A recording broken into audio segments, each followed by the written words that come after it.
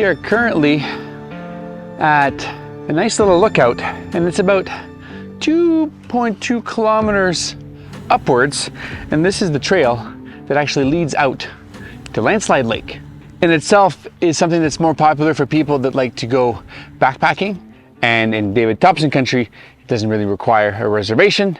You just need to buy your annual pass and then you're good to go. There's two ways to get to Landslide Lake, and I've only used the one, which is through the Cline River. This one here has a parking lot down at the bottom and a bathroom that got added not too long ago. Even if you're not coming to Landslide Lake to backpack, I feel like this is an awesome little trail. You got a gorgeous view here for sure. And when we were at the parking lot, we even met some people that were here for the sole purpose of mountain biking. So the first kilometer or so from the parking lot, you're going through like a little aspen forest. It's all been burnt down here. Now the trail running through these trees, it's quite pretty because there's all this new growth, quite a bit of shade for the first kind of kilometer, and you're going uphill, but it's relatively flat, and then you hit the toe of the mountain. This is where we're at now. We did 1 full kilometer up. You don't really need a whole lot of trail finding. It's fairly easy to find the trail. So follow us. We're gonna keep going up and showing you guys what that landslide trail looks like.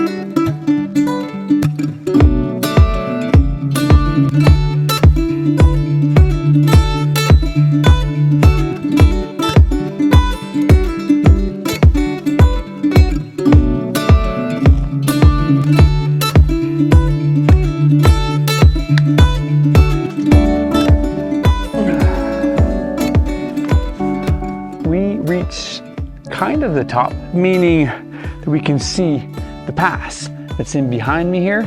We're not going to Landslide Lake today. We just came up to check the trail.